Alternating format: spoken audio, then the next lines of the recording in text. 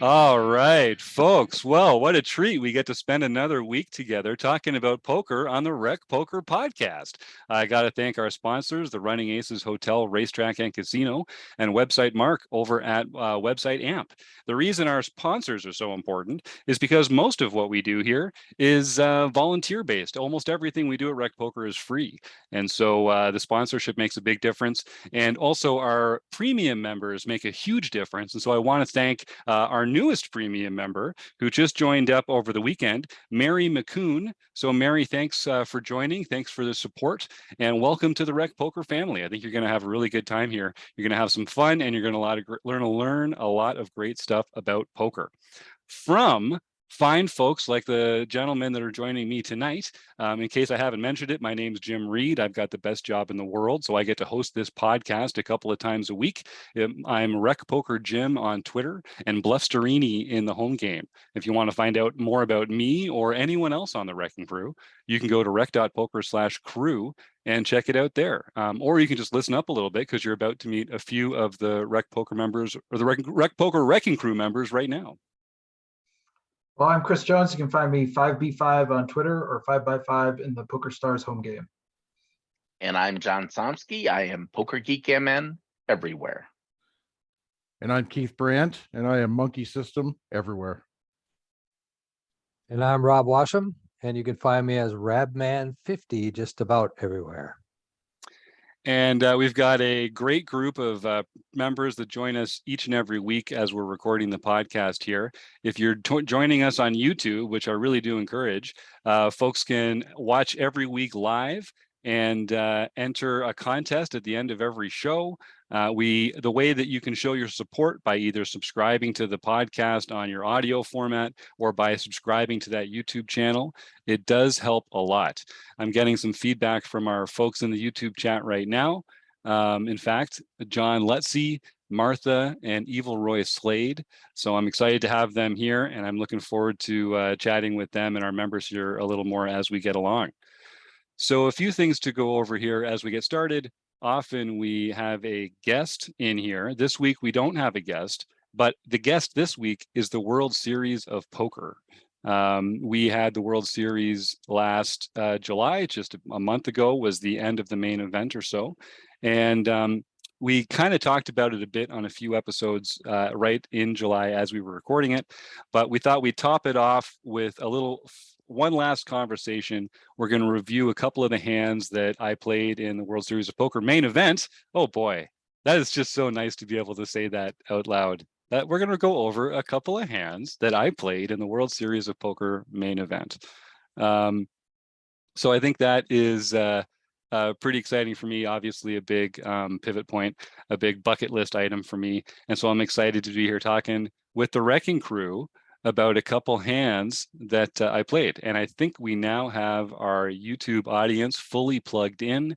I got to thank our co-host, our producing co-host this week, John Somsky, who's rocking the audio panel and keeping all the magic happening here. So thank you, John, for your efforts here. I know Chris Jones, who is our resident producing co-host, is traveling a bit, but he is here for the conversation as well. So I introduced the panel. I talked about what we're going to talk about. I mentioned how folks can sort of get in touch with us, and we've got our audio stuff all sorted out. So I guess let's just jump right into the conversation about the World Series of Poker. So I don't want this to be too heavy on strategy because we've got the forums edition where we really want to get into strategy. But I just want to talk about the World Series a bit, what it's like in Vegas, a couple hands that I played. And if anyone has any questions about the series or about the main event or about other bracelet events or whatever, feel free to just type that right into the YouTube chat and we'll answer it here in real time. So first of all, Keith, Rob, Chris, and John, who are joining me today in the booth, a couple of you had a chance to get down to Vegas this summer. And it was the first time that the World Series of Poker was on the Strip at Paris and Bally's as opposed to at the Rio. Keith and Rob, I know you had a chance to rub elbows with some of the other bracelet event players, the World Series of Poker players. Did either of you find that it was definitely a good thing to move over there? It was definitely a bad thing? Were there some huge advantages or disadvantages? Keith, what did you discover? Oh, I loved it. It was definitely improvement. Uh, Last year at the Rio was my first experience there, and now this year was everybody's first experience at Paris Bally's, and this place was twice as good. Uh, there's a few hiccups and glitches, but for the most part, overall, it was just a wonderful experience. Yeah. Rob, what about you? I definitely like the venue there. I've been to Bally's a number of times in the last year. I played poker at their little poker room there, so it felt like coming home, whereas the Rio is kind of off of the beaten path. And it's kind of remote if you think about it. The only thing close to it is the Gold Coast, which is across the street. So it gives you so many more options for dining, for just hanging out with people and meeting in different spots and different locations, checking out other casinos. It's just a very centralized location. And I thought the venue itself, the ballrooms that they used were plenty big enough, just like the Rio. I mean, I think we had plenty of room there, and it was definitely a good experience, I thought. Yeah, me too. And I know people were worried about the parking, but I didn't find that to be a trial. Chris, did you get any perspective on it? Well, I was just gonna say, like, I didn't get a chance to go this summer, so I didn't experience the new venue. But and I loved playing in the World Series at the Rio, but it was definitely had a hassle factor. It definitely meant spending more because I was always renting a car. I would never rent a car now. Mm-hmm. It meant having to find parking. It meant, because like the other thing that I like to do is go play like a bracelet event, and I don't win them all, surprisingly. So then once I bust out, I like to be able to find some other, and I think there's some really other great options on the strip as well, and that makes them either walkable or Uberable or liftable or whatever your preferred ride share is, and that just makes it I think a lot more appealing to me. Yeah, definitely. We didn't do a rec poker house this year because it was the first year it was on the strip and it was kind of unfamiliar to some people. But last year we did rent an Airbnb over in Paradise, and the Ubers were just driving a man to the poorhouse, but going back and forth all the time. And it is, I mean, I walked from the strip to the Rio and back a couple times. It's doable, but it's not pleasant. And I really did Not like the being summer. centrally. Certainly No, not the summer. exactly. And you got to go down like Mugger Alley on the other side of the bridge there and everything. Yeah. But being on the strip was great. And having like Chris says, being able to sort of just walk over to another card room and get a game in easily was nice. And John, and having all the different food options was really nice. I got to stay, I was down there for 2 out of 3 weeks basically. And I got to stay at Paris for a few days. I got to stay at Bally's for a few days, and I got to stay at the Flamingo for a few days. And I'm not going to give away all my secrets. Well, okay, I'll give away all my secrets. So the Flamingo is the nuts. I mean, it's an older hotel. It's not in as great shape necessarily, but the prices are redonkulous compared to basically anything else that you can find on the strip. Service is great.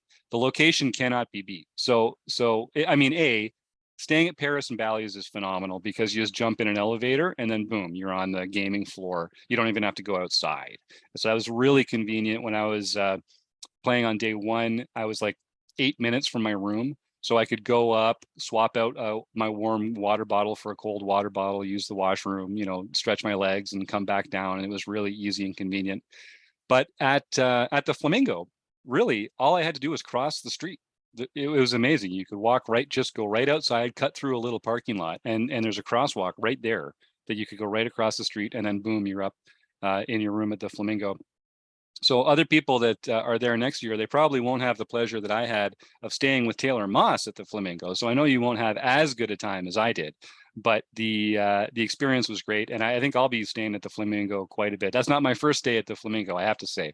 It is a good time to be had. It's a great location. They're not paying me $1 to say it, but I would advise that. John, where do you stay when you're down there, or what's that making you think about? I see your eyes. Well, You're excited. I was just thinking that it would be really nice. I remember we used to stay at a little place across from the Rio, and then you'd want to go to something down on the strip that was playing. And, you know, it was like a 2.5 or 3 mile walk.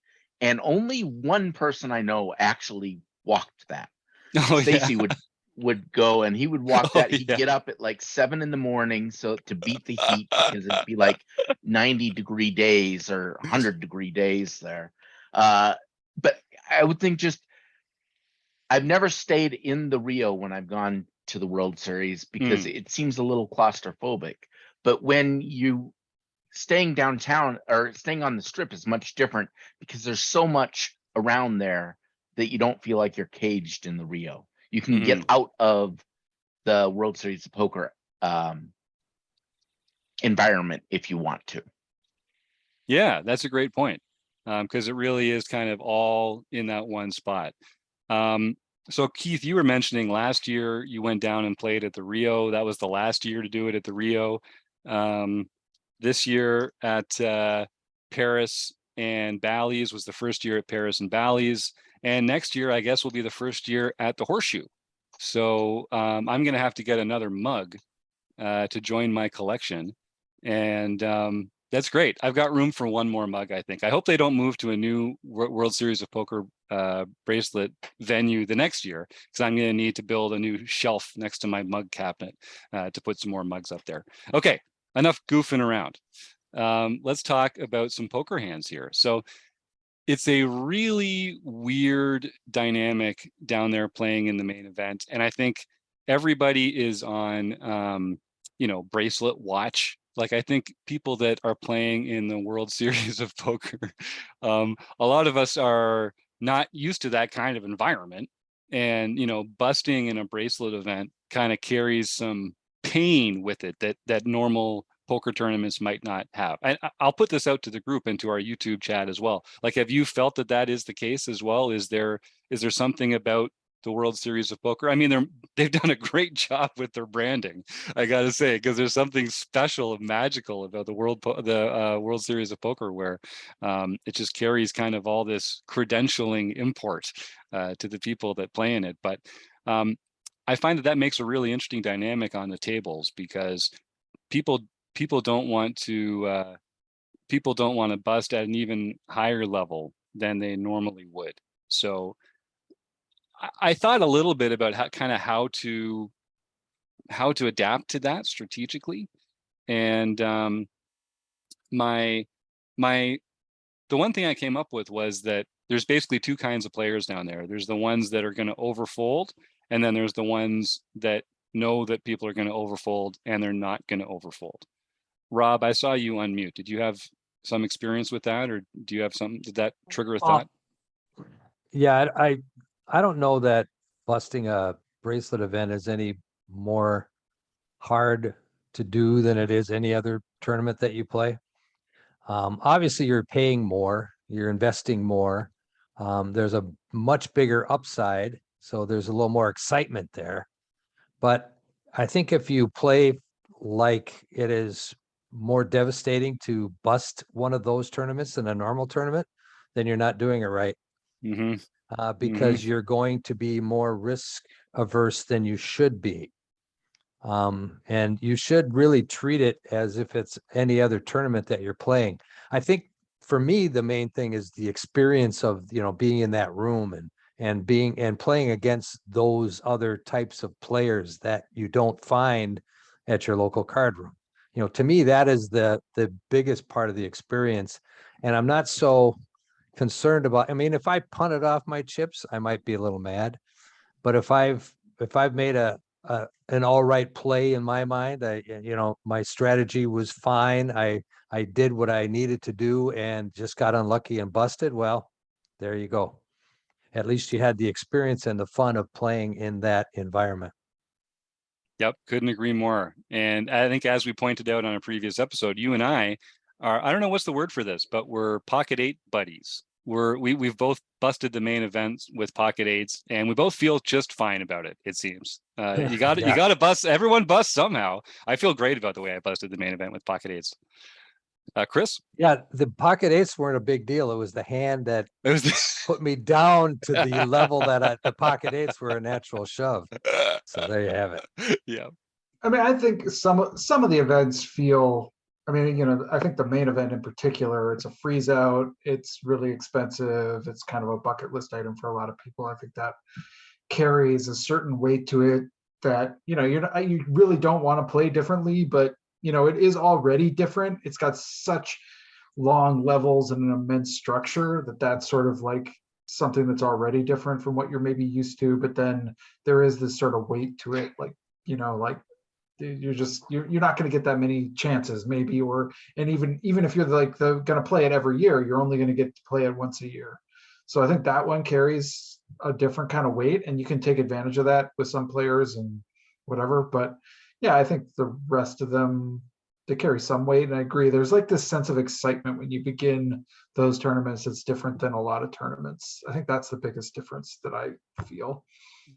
I'm just chuckling because I hope our YouTube watchers can see John Somsky's name and title that he's put under his Zoom face right now. It's really good. John, did you have something on that point too? Yeah. Well, I was going to say, I had a question for those of you who went this year. Every time I've gone, one of my favorite things is just walking into the Amazon room or the pavilion room as play is about getting started or underway, and you hear all of the chip stacks ruffling throughout all the thing, and that just kind of overwhelms everything as your background sound. Did it have that same feel? Because there's hundreds of tables there. Did it have that same feel in Bally's in Paris? I think it did. so. It certainly, Yep. yeah. Keith, talk about it a little bit, because I mean, you're looking in. Is that your background right now, Keith? Is that this year or is that a previous year? That's Paris Black. That's Paris Black. Okay, so Yep. that's this past summer. So what's it like?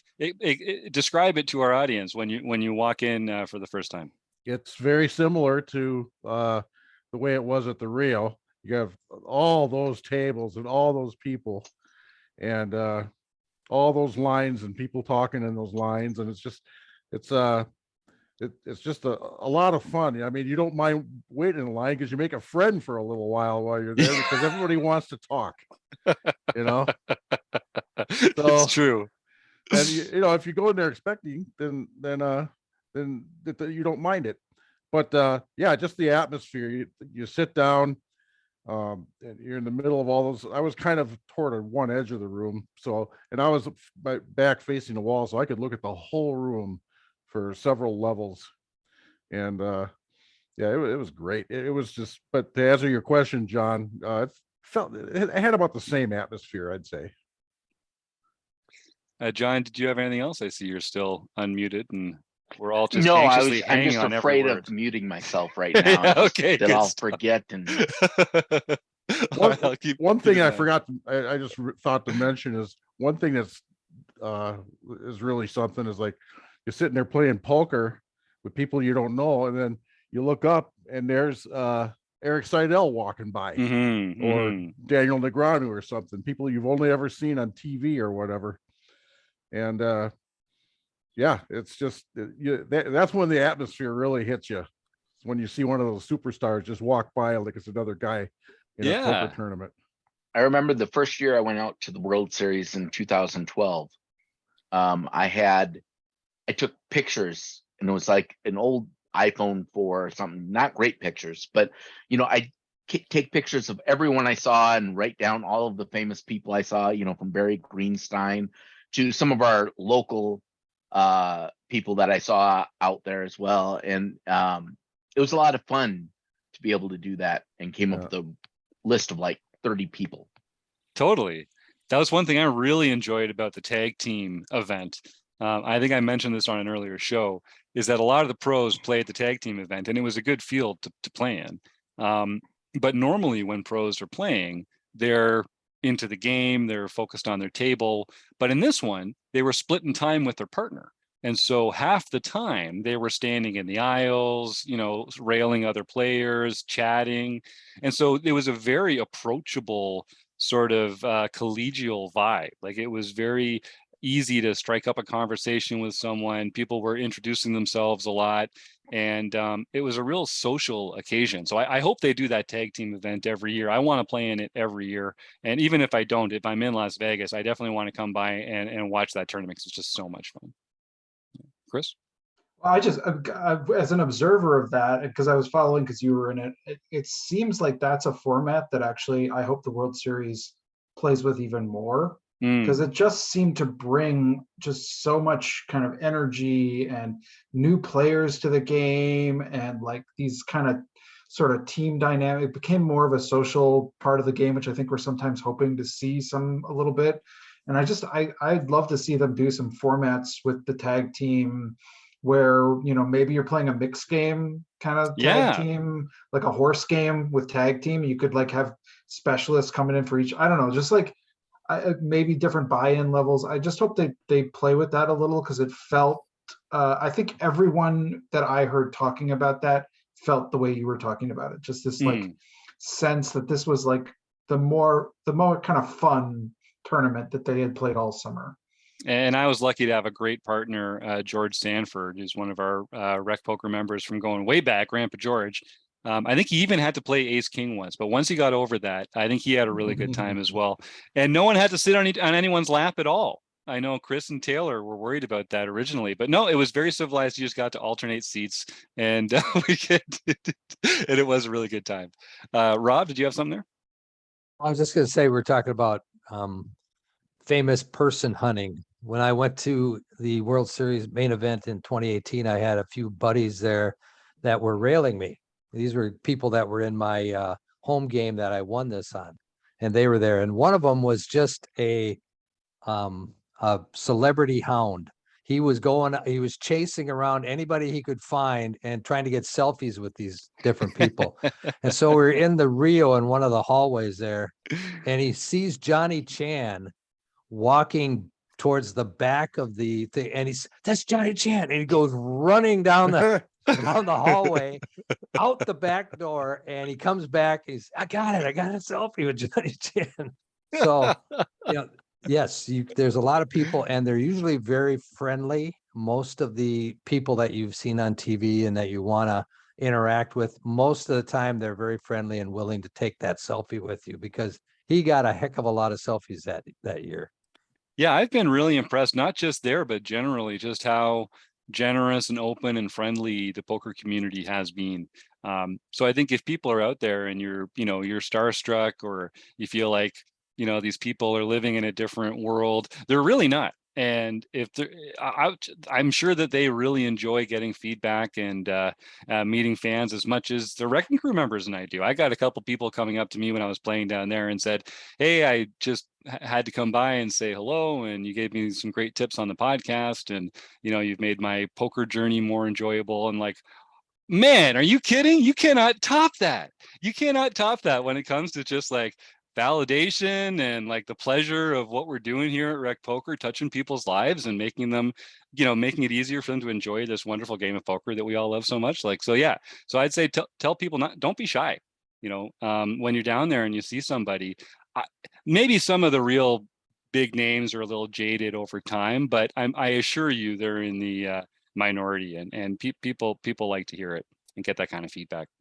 So when I played, we'll get into some hands, I guess. So when I played in my first bracelet event, it wasn't that long ago, but I was tight. I felt like this, oh my God, I'm playing in a World Series poker event. And I don't like doing things for the first time. I have a steeper learning curve than most people. I'm like way better at things the second time I do them. So the first time I was definitely nervous and played tight, and probably overfolded and didn't maximize my EV. And then the second time I played, I felt a little looser, and it's like, oh, it's still just poker, and some of these players are really, really good, but a lot of them are just in my league, and it wasn't the end of the world. I felt pretty comfortable. This year I felt totally loose. going down there this year, I played in the tag team. I played in the $600 deep stack bracelet event.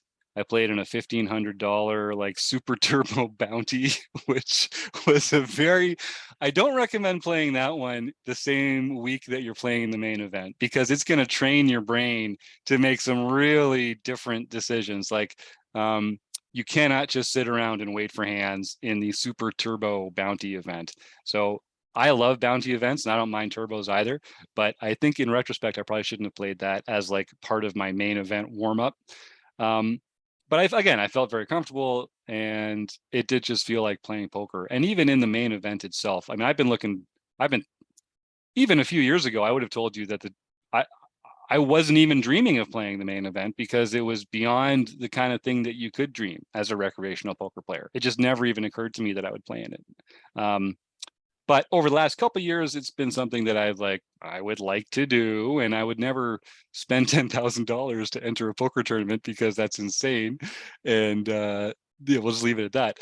But winning my way in and being able to play in it, it was something that I kind of expected to be really tight and kind of nervous about. But honestly, after the first few hands, I felt really relaxed. I knew I wasn't going to bluff a lot out of position. I wasn't going to try and play big pots out of position. I was going to try and stay out of the real savvy players' way and just take my time and get comfy. And I really did. Like, obviously, I didn't want to bust, but I had a few goals going into it, and I'd love some feedback from you guys or folks in the chat as well on what your kind of goals might be if you entered into the main event. Because everybody busts the main event. There's only one player who doesn't bust the main event every year, and they go home with somewhere between $8 and $10 million, depending on the year. But everyone else busts and they feel stupid about it. So I knew I was going to bust, but I didn't want to be, my first goal was just don't be the first person to bust in the tournament. I just don't want to be the first person to bust. And so I was, definitely you don't have that long to feel conservative, but at first I was like, I'm just not going to be the first person to bust. And then you hear those magical words, seat open. And then all of a sudden it's like, yeah, Chris. Well, you already accomplished it when you started, because you played day 1D, right? So I did. So yeah. lots of people busted before you even saw a hand. Yes, they in the true sense of it, but nominally, we're all playing day 1 together, and I was just like, I didn't have the stopwatch out on days A through C, but that was my first goal. Just don't be the first person to bust. And then I was just, I'm gonna try not to bust in the first level. I just don't want to bust in the first level, because that's, listen, if you get dealt pocket aces and you shove them in pre-flop and you get called by some garbage like pocket fours, and they spike a 4, you see where I'm going with this, Chris. What are you gonna do? You played it right, they hit the set, you got your chips in good, and you're going home. I don't mind that at all, and I would have gladly taken that if that was how I busted in the first level. But that didn't come up. And I just didn't want to bust in the first level if I didn't have to get into a bad beat story like that. So then 2 hours in, the first level's done. Everyone gets a break. I'm shooting back up to Bally's at that point. And that did kind of take a lot of the pressure off. Even what little sort of pressure I was feeling at that point, that did kind of take the pressure off. And then my next goal was just, I wanted to make day 2. Lots of people bust on day 1, like a third of the entrants bust on day 1. A lot of people that are excellent poker players bust on day 1. So it's not something that you really get to control. I was kind of, to say it was a goal was more to say, I just hope I'm not one of the people that busts on day 1, despite doing everything right, as all sorts of people do who bust on day 1. So as it happens, I did not bust on day 1. I busted near the end of day 2. But certainly when I woke up on day 2, I just felt like, let's go. And like, it really is a poker tournament now. And if you bust on day 2, or you bust on day 3, or you bust early on day 4, like, you're equally likely to not make the money at that point. And you want to have as much time soaking it in as possible. But ultimately, I was comfortable with the way it all went. But it did create, so this is what got us talking about. So there's this interesting dynamic in play. And there was a spot on day 1, I'm guessing the second last level. So we've lost a few players at our table. There's a player 2 seats to my left who has been extremely active. extremely active. Like posting a straddle blind pre-flop, even though you can't. So he was just putting twice. It wasn't a straddle, but he was just blind putting 2 big blinds in, and just telling people that it was blind. He doesn't get to reopen the action or anything at the end. Like that's his pre-flop, and so he wouldn't look at his cards. And then we'd get to the flop, and then he'd decide how he wanted to play. That didn't happen like a lot, but just to give you an example of the kind of experience that this guy was looking for. And he had been shoving quite a lot. He shoved very often, couple times with perfectly legitimate strong draws, and then a couple other times didn't get to show down, the other players folded, and I didn't get to see what he had. But extremely active player. 2 to my left, of course. So that kind of did also kind of tighten me up a little bit. And the player directly to my left was 3-betting every single open that I made. He was like out to get me. I think I mentioned on a previous show, I don't know if it's because I have the letters REC on my shirt, but there was he definitely felt like he was going to hold me accountable. At our table was a Rob Gardner, who's a great guy, YouTube streamer. We'll get him on the show soon. I got to spend some time hanging out with him that week as well. And as we're walking away on like second break or something, he's like, "Hey, so Jim, did you like piss in that guy's Cheerios or something?" I was like, okay, so it's not just me that thinks it. Anyway, he's not involved in the hand, but I had to tighten up a bit because I was just getting 3-bet all the time, and I didn't want to start getting into light 4-betting on day 1 of the main event, because I guess I was still feeling a little tight. I didn't want to just go shove it all in there with ace-4 of diamonds and hope for the best. But we get to this one hand. I've got ace-king offsuit, and there's this really weird 3-betting dynamic where unless you're 3-betting with exactly aces or kings, you're kind of bluffing. Like you're kind of hoping for a fold, because people are really only continuing with aces and kings, it felt like, or like exactly ace-king suited. Like people are playing really overfolding to 3-bets. And so I'd noticed this, and I'd started really opening up my 3-betting range to include a lot of ace-x and king-x hands, that if people are going to overfold, I mean, it almost, you don't want to start 3-betting your really strong value hands, because then they're going to fold. And you do want to start 3-betting with hands that make it more likely that they're going to fold, more likely that they're going to have the kind of hand that they have to fold. So that would be hands that have aces or kings in them. If we can make them less likely by having an ace or a king ourselves, then that just seemed it was a good candidate.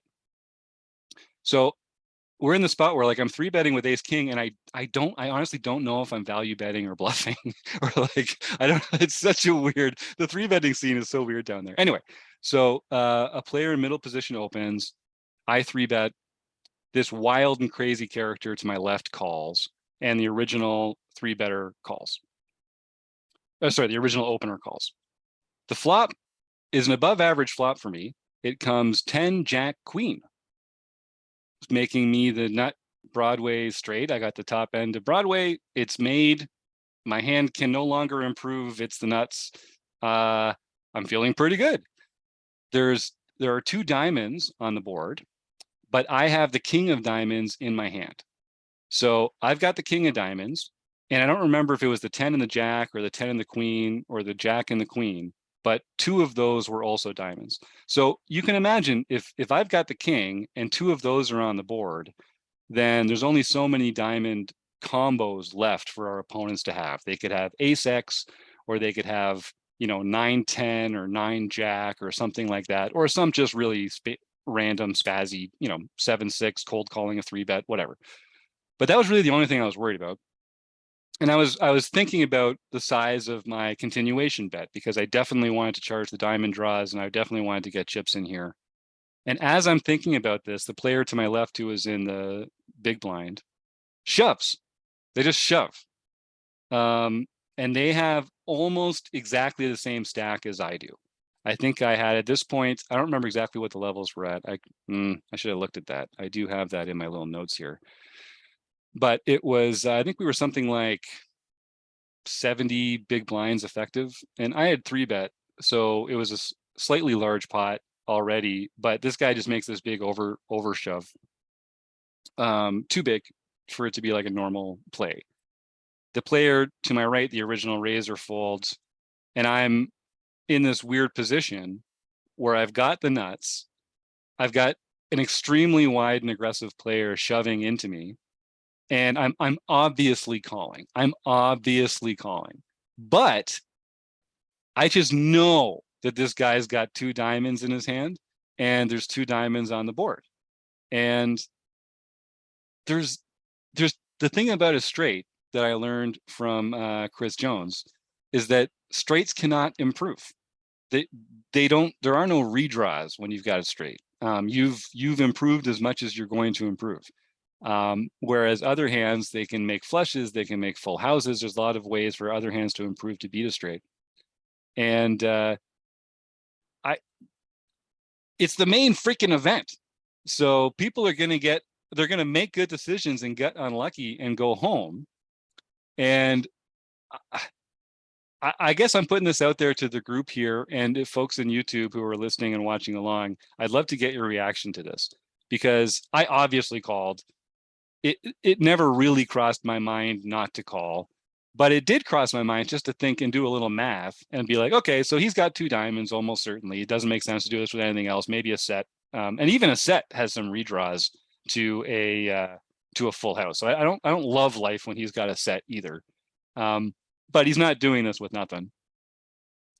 So there's this, you're doing the math and you're thinking, okay, so there's somewhere between like a 25 and 33% chance that even though I've got the king of diamonds, there's a between a 1/4 and a 1/3% chance that I've got the nuts and I'm still going to lose this hand if I call. And this is going to be how I lose the main event. So I'll ask this group here. John, you've unmuted, so I'll start with you. In that kind of position, like, what are you thinking about, and what are the factors that we should be considering, or like what how would you feel in that spot? Well, I was actually going to start with something a little bit different that is unique to the main event. It is one of the rare occasions that if you get stuck with a really bad table draw, which it sounds like you had, you can tighten up. And because you're going to get a redraw the next day, and you're only going to be starting at level 5. So, just waiting till day 2 is an option for the main event, more so than any other event because of its structure. It doesn't apply to most events. Having said that, I don't know that I am physically capable of folding the nuts when I know it is still the odds-on better hand. There are times where a draw has better odds than a made hand. This isn't one of them. Right. So I would have a really hard time folding. There is a possibility you're up against the same hand too. Mm-hmm. Yeah, good point. But those are the only 2 possibilities that I see. You're either up against the same hand or you're up against the flush draw. It's tough, but I don't think I'm capable of folding there. Chris? I think you're up against that, or you're up against a set too. Like I think tens make a ton of sense with this action to sort of cold call a 3-bet or jacks to make real sense. And I would not be surprised, based on the player you're describing, that they had something like ace of diamonds, jack X, something like that. Like, because you're describing a player that's been shoving a lot and shoving with sort of like blockers and big draws. So I wouldn't be surprised to see. But regardless, I think that straights are tricky animals. Straights are incredibly vulnerable, even though they're really strong. When a lot of money goes into the pot, when we have a straight and we have the nuts, we're obviously ahead, but we're gonna lose more often than if we have a different kind of holding. And so that's just kind of the nature of you know, you're gonna have a lot of times in your poker life where you have the nut straight and the board pairs or the third club, diamond, heart, whatever comes, and you can't improve, so you're just done.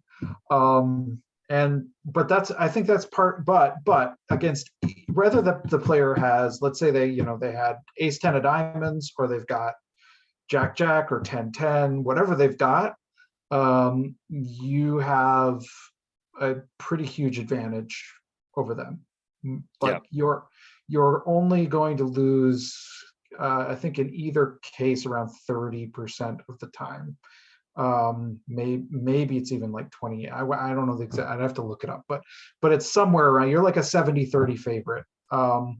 And that's, it's about as good as it gets. It can't get, obviously we have 80-20s, we can have better, but if I'm going to get all my chips into the main, I'd like that. So I'm, it's because with straights, that if somebody is doing this, they have outs probably. Right. It's unlikely they're doing this with like queen 9, right, or something like that. Right. Oh, you'd love that though, wouldn't you?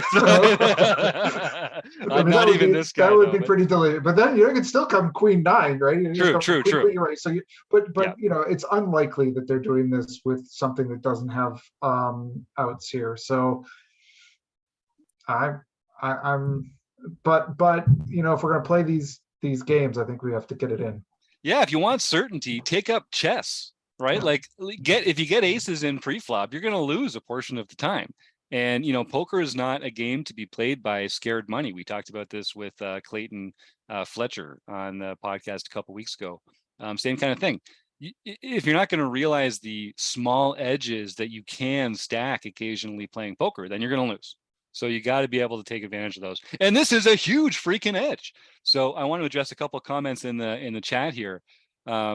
So Eric Anderson is such a godsend to Rec Poker. He is a prolific forum poster. He's got so much good information about the world of poker that he loves to share with people. I think one of these days we're going to get Eric on the Wrecking Crew.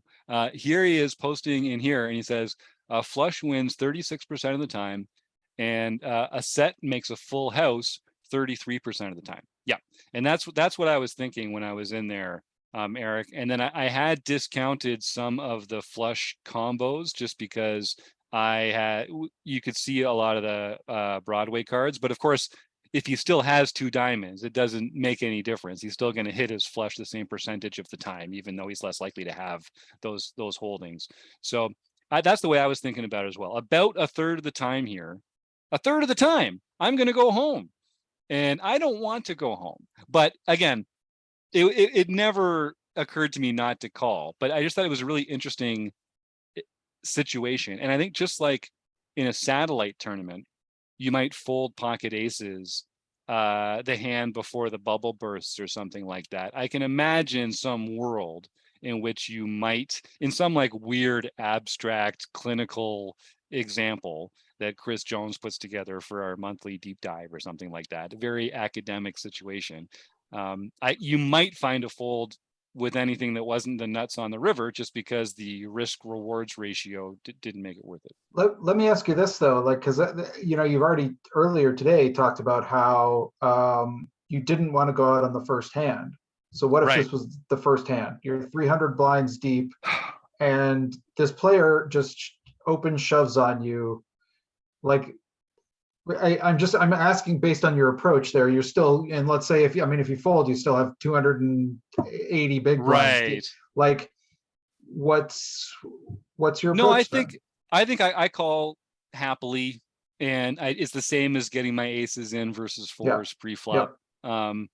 But I can understand someone else who's less experienced, and it's very likely going to be the only time they play the main event, and like it's just, people can have priorities other than maximizing their EV, especially in a tournament like this.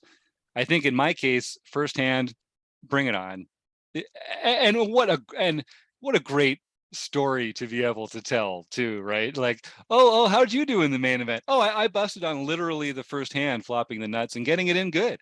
That's going to be one that sticks with you for a while. That's got pocket eights into aces beat, I think. Keith? Yeah, just got to remind yourself, I came here to gamble. Put that in your head and it'll be easier. I don't come to gamble. I come to play poker. And but yeah, so I think that's but Chris, that's exactly the kind of spot I'm looking for. And folks in the chat, I see, John Lutzy saying sets should be scared of your straight too. Yeah, could be up against ace king as well. That's right. That was a great point that John made as well. Yeah, blockers aren't real. Yeah. Yeah, blockers, I think sometimes we just use blockers to like make ourselves feel better. That's been my take on a lot of this stuff so far. But yeah, so I could see it if it was the first hand. I could see maybe someone folding just to preserve their life to continue. I could see if it was on a bubble, if it was on a really important bubble like a satellite, where having extra chips didn't matter later. Even a typical money bubble, I think I'm still calling, even if it's the difference between $0 and $15,000, which is the main event bubble. The buy-in's 10K and the first payout's about 15,000. I think I still do it. But maybe on like a satellite, I would find a fold there, just because if I had enough chips left, I don't really need to win the hand to make it into the money on the satellite. So that's, and we try and find these examples of where we could make these ridiculous folds. It's only really ever on the bubble of a satellite. I think that's what we've learned as we've examined a lot of the stuff at Rec Poker over the years. Otherwise, you should mostly just be playing good poker, making good poker decisions, and continuing. John Leslie says Sammy Farha won an all-in first hand of Maine the Maine one year. I think he took second that year. Well, hey, good point. What can you do with that big stack now? There is some value to being a big stack at the table, because people are overfolding in the main. If you are comfortable applying pressure, then you can find some good opportunities to chip up. That was one thing. I had gotten down a bit at the time that this hand took place, so it took me comfortably above average, but I wasn't like dominating the table or anything like that. I think there were a couple people at the table with more chips than me still, and I didn't get a lot of good spots to apply pressure, unfortunately. So I didn't really get to reap the benefit of that. But yeah, it was a very interesting situation, and I just thought it was worth talking about here. So he did end up having 2 diamonds at Showdown. I don't even remember what they were. I think it was like Jack 7 or something like that. So it must have been 10 of diamonds, Jack of clubs, Queen of diamonds, or something like that. And he had just cold called this 3-bet out of the blinds with Jack 7 of diamonds, and then just shoved with it. And I do remember that the turn and the river both came hearts, and you see that flash of red. And it's just like, but no, they were both hearts. And yeah, I know, it was like, oh God. So that was a really interesting experience. Yeah, Chris. Well, I mean, you got players cold calling your 3-bet with Jack 7 of diamonds. That's pretty good. Yeah, exactly. But it's like those kind of situations where we were talking about like a bad beats and downswings on a forum recently, and it's like you can tell yourself, oh no, you want them to be making those kind of mistakes, and no, it's good for you if players do that. It's like, yeah, 99 times out of 100, but I do not want to see that hand right now. Do not show me that hand. Rob? One thing about we've been talking about in our book study is the types of events that draw bad players. Well, I shouldn't say bad players, but less seasoned players. Yeah. The main event is one of the biggest ones. So early on, you're going to be in a lot more situations against less studied players than you are as you get deeper and deeper as you get deeper into any tournament, the competition becomes better and better and better because the lesser studied players have already busted out.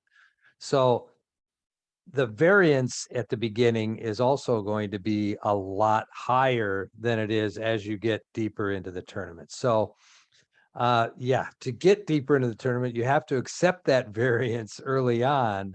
Otherwise, you're never going to get there. And you're going to be able to take advantage of people that are calling 3-bets with Jack 7 suited. So Yep, it's true. And listen, you know, aggression wins in poker tournaments. So you can't just sit around and try and call your way into making hands and getting paid, because it's not going to happen. Even in the most luxurious, deep, patient blind structure out there, you're not going to fold your way to the money. You can't fold your way to the money, and unless you're just going to get really lucky that day. And I don't know how you get to plan on that in advance. You gotta be the aggressive player sometimes. Otherwise you're just not going to get enough good hands to make it into the money. A good comment from Troy Chapman here saying, if they do call a 3-bet, what does the range look like? Jack 7 suited is probably not a normal part of that range. Is there ever a situation when we should be cold calling a 3-bet? Which is a great point. Just like I'm talking about here, you'd much rather be the player making the 3-bet than the player calling the 3-bet. Not only because of what it means for the actual hand that you have, but because of the range advantage that you then bring to future streets. Being able to play with an uncapped range versus a capped range helps a lot. And that's a lesson that I think even our serious, thoughtful recreational players on the Wrecking Crew and our premium members, we're still probably not 3-betting enough. And in certain spots, I mean, we should be 3-betting much more widely than we do, because players don't respond in an optimal way to it. And it creates circumstances where they will make mistakes. And poker is just about creating opportunities for your opponents to make more mistakes than you, or bigger mistakes than you. Great comment from Keith here.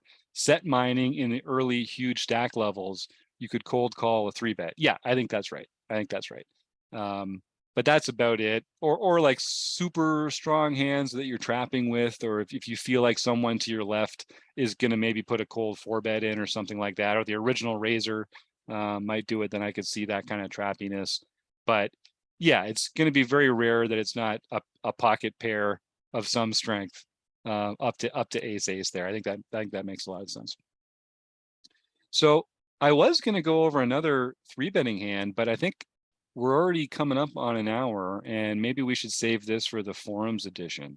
Is there any other thoughts on this dynamic or on that kind of experience? Because so we'll talk a little bit more about 3-betting in a forums edition that'll come out in a few weeks, and we'll talk about a hand where I chose to take advantage of this. What's the word I'm looking for? This characteristic of the field to be over folding to 3-bets, and I think there's a lot of value to be had in making those King X, Ace X 3-bets just to get the folds when people are going to fold. Keith, do you have something? Yeah, Dynamic. I think that probably the most important thing to take with you in a bucket list event of any sort, whether it's poker or anything, would be to make sure you have fun. Yes. So that's rule number one. It's got to be fun. Yep, that's right. Folding Rob, big hands isn't fun. No, it's true. Rob, we cut you off there a little. You're muted, but did you have something that you wanted to jump in with? the word you're looking for is dynamic. Thank you, Rob. Okay, we got a question from Troy here. So how strong should your hand be to cold 4-bet along the same vein? It's a great question, and we've got a few minutes. We can talk about this. So personally speaking, cold 4-betting isn't something that anybody's going to be doing a lot. You should really be doing it based on what you have, the opponent. So if you have an opponent if you have one opponent who opens really wide, and then you have another opponent who 3-bets really wide, you can 4-bet with an ace blocker, and they will both fold a certain percentage of the time. And that can be a profitable 4-bet, even with a garbage hand that has an ace in it. Alex Fitzgerald did a whole bit on this several years ago, which I should review because it's really interesting math on it. But if you're holding an ace and they open wide enough and this other player 3-bets wide enough, you can get frisky with some ace X hands and make them cold 4-bets. Other than that, it's mostly aces and kings out of the players that the pools that we're playing in. Chris, what's your experience with that? Well, I was just going to say this is a pretty interesting spot, the one that we're talking about exactly here. Well, actually, it's not, because the player I'm thinking about would be the one who would be cold for betting. The one that cold called is the one we're talking about. Yes, the wild, crazy player. But if we kind of moved it over, right, where you had who you were saying had to tighten up because of the experience of the players on your left. So you've got a player who is tight, which gives them a range that's a little bit scary to 4-bet into, because they're already tight, but they're also somebody who maybe we've seen play a little bit tighter and maybe can make folds. And then you have a wildly loose kind of Jack 7 type player who's made a 3-bet here. That's a pretty interesting spot. It's a lot like squeezing. It's just higher variance. It's much higher variance, and but it can be very profitable if you can pull it off in the right, against the right players in the right circumstances. Because it's so many chips. It's like when you do this in the right spot, you can really print a lot of chips. You can also get yourself into a lot of trouble. But, I mean, if we're 4-betting here, I think we have to be splitting up our range. Then we have to be splitting up between some really premium holdings, which we're 4-betting for value, and then finding the kind of hands that you're talking about that become our 4-bet bluffs. Those kind of ace 5s, ace deuces, those kinds of hands, and they can be really profitable 4-bets. And Chris, in moments like this, I'm just going to put you on the spot a little because you're the brains of this operation. When ranges get super tight like that, it kind of promotes some hands that would, like, what am I trying to say? Some hands that might be like calls before now have to either be 3-bet full, like 4-bet bluffs, or fold. So like, is it even ace 5? Like, is it a hand like ace 10 or ace jack instead that you would have to fold, but now you're making it a 4-bet? Or is ace 5 just a better candidate and you would fold ace jack and ace 10, but you would 4-bet with ace 5? Because I feel like it has to have some ability to win when it doesn't get through. There's got to be some, it's not ace 7 offsuit, but what, like, do you have a calling range there? Like what how do you do that? I mean, so I would, first of all, I'd love to hear what other people think about this, but to answer there's sort of two questions there. To answer your question, if I had ace jack or ace 5 suited, I would much rather cold 4-bet with ace 5, because ace jack, while it can sort of interfere with their ability to have some jacks, it's the kind of hand that's like not going to be that ideal. Like ace 5 has a lot of opportunities, and it's going to be sort of unencumbered. There's not going to be a lot of things if we're going to hit a really big hand with ace 5, our opponent isn't also going to hit a very big hand. And so that's a kind of hand that we can sort of get a little frisky with down the road. So I'd much rather sort of like have that bottom end of the cards in that kind of situation, because our opponent, who has 3-bet or opened, is going to have a pretty strong range. They're going to be really strong with Broadway cards. They're going to be really strong with high pairs. And so we're hoping for a fold. Don't get me wrong. We don't want to get into a war here, but if we do, I'd rather have a hand that's sort of like that. I know where I'm at with it. Like if we 4-bet with ace jack and it comes jack 7 5, right. Are we happy? I don't know, right? So like that's the kind of thing I'm talking about. But to answer your other question, which I think is sort of the more interesting one, do we have a cold 3-bet, a cold 3-bet call range? I think we should. I do. I think we should, really think about what that looks like. To me, it depends on what kind of stacks we're talking about, what kind of positions we're in. So it's not always that we just do it with like jacks and tens, but those are good candidates. But they're the kind of hands that, especially in a tournament like the main event, where we don't necessarily want to just four bet with tens all the time, but they might be a little too strong to fold, especially against maybe a wild three better. And they're the kind of hands that can make some sense as cold three bets or cold call three bets. Mm-hmm. Yep, that makes a lot of sense. And it is a very narrow range of hands. I don't know if this is true or not, but I don't like to have hands with tens and jacks in them when I'm bluff raising, because the hands that I want my opponent to fold have tens and jacks and nines and stuff in them. And so I'm kind of like blocking them from having the hands that I want them to fold in this spot. And I'd rather have a hand that unblocked that. And as Eric says here in the chat, kind of getting to your point, Chris, with ace five suited, our nuts are unblocked. And sort of like what I was getting along there, you're not in that second best scenario. And I think in the example that Chris talked about, jack 7-5 boards and you've got ace jack, if you called with ace jack suited, you're not really loving any one pair hand that you can make out of that.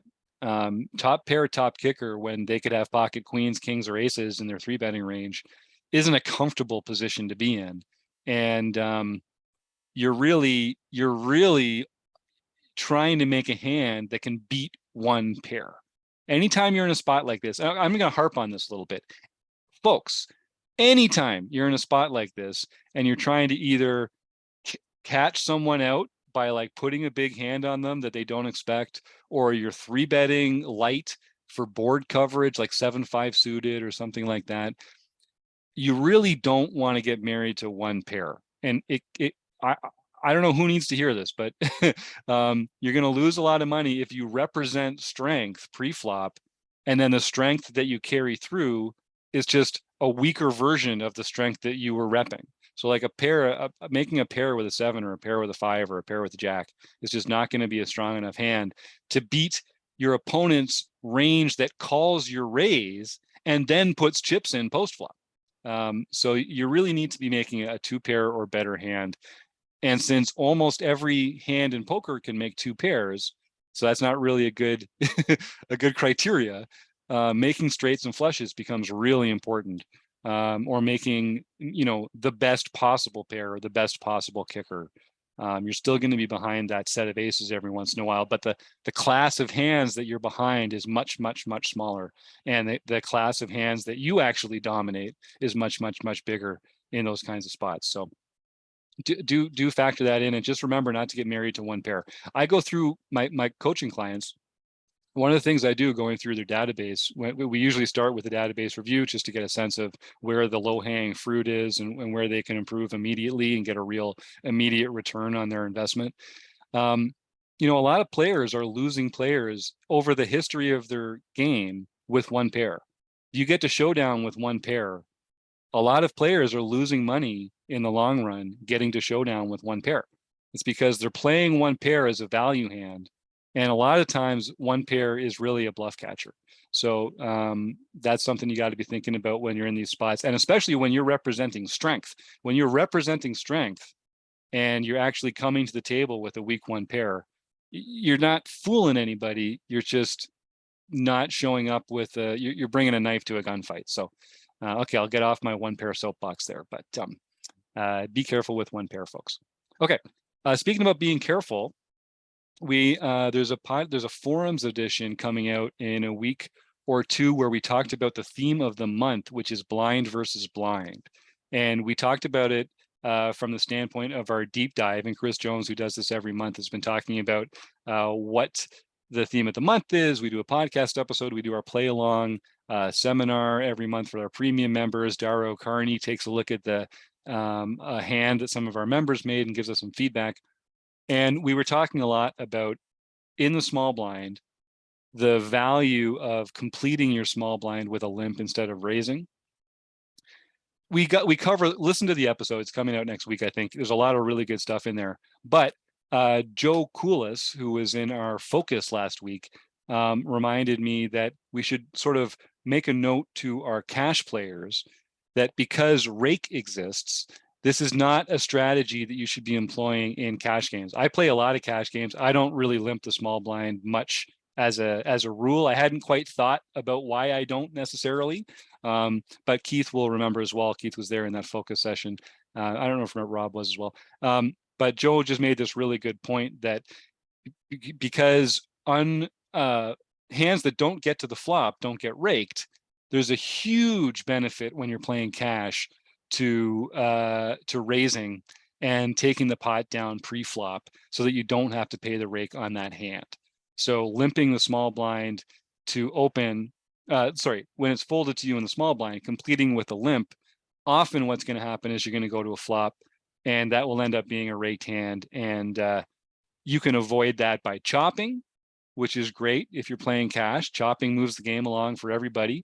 And some folks might not want to do that because there's a bad beat jackpot or there's a high hand. And so people will want to play hands that could make the high hand.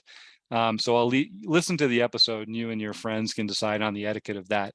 But I just wanted to reinforce to our listeners before you hear that episode, if you're listening to these in order, that particular episode is mostly talking about tournament poker when it comes to blind versus blind. And I'd encourage our listeners, if you're playing cash, to stick to the part of the episode where we talk about opening large amounts, large sizes from the small blind, and make that a much bigger part of your game, and probably fold a lot of the other stuff as well. All right, gang. What else should we talk about before we let this cast of characters hanging out in the YouTube chat head on out of here? I guess at the very least, we should talk to our producing co-host, John Somsky, about what's going on in home game land this week. John, what is new and exciting there?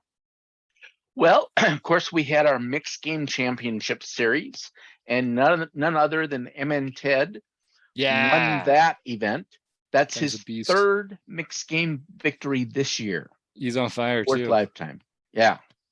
And then we also had our Tournament of Champions, and I thought it was very fitting that a really mad guy got his 10th victory for the August Tournament of Champions, or I mean for the July Tournament of Champions, given that he was on fire all through July. Wow. So I think that makes a lot of sense there. A really mad guy coming through, continuing at the highest levels to bring that A game. This is his 10th victory, and I believe he just joined this year. Yeah. This is one of the most impressive months I can remember anybody having. Yeah, good It's really, point. I mean, his name is like, I think it's, I don't know, actually, we don't know who it is, right? So no, I have no idea. Could be. Actually, his name is listed as Mad Guy. I have a Mad Guy. feeling that's well, you never know. You never know. Yeah, But, you never know. Maybe it's Dutch. Is that Dutch? I think it's Dutch. Could be. Whoever it is, it's very impressive.